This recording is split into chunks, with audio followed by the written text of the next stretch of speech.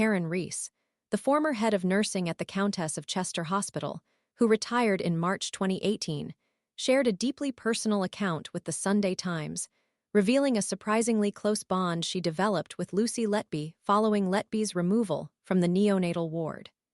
This removal, prompted by escalating concerns surrounding a statistically significant increase in infant mortality, marked a pivotal moment in the unfolding tragedy. Reese, who consistently maintained Letby's innocence until the devastating verdict, described a period of intense emotional support offered to the convicted killer. The details painted a picture of a conflicted friendship, forged in the crucible of professional anxieties and personal sympathy. Reese recounted instances of providing comfort to Letby, even claiming to have held Letby as she cried following her suspension. This intimate portrayal challenges the established narrative and raises poignant questions about professional boundaries, the weight of circumstantial evidence, and the human tendency to empathize even in the face of overwhelming incriminating evidence. Letby's subsequent conviction for the murder of 7 babies and the attempted murder of another 7 between 2015 and 2016 cemented her place in British history as the most prolific child serial killer of Ma. The severity of the sentence, 15 whole-life prison terms, underscores the gravity of the crimes and the devastating impact on the families of the victims. However, the narrative presented by Reese throws a different light on the case, suggesting a possible oversight or a failure of the initial investigations. The testimony highlights a complex interplay of professional loyalty, personal compassion, and the limitations of human judgment in the face of a meticulously concealed series of crimes. Adding further complexity to the already convoluted narrative is the recent report issued by an international panel of experts. This panel, after a thorough review of the case, astonishingly concluded that they found no demonstrable evidence supporting Letby's guilt in the deaths or injuries of the infants.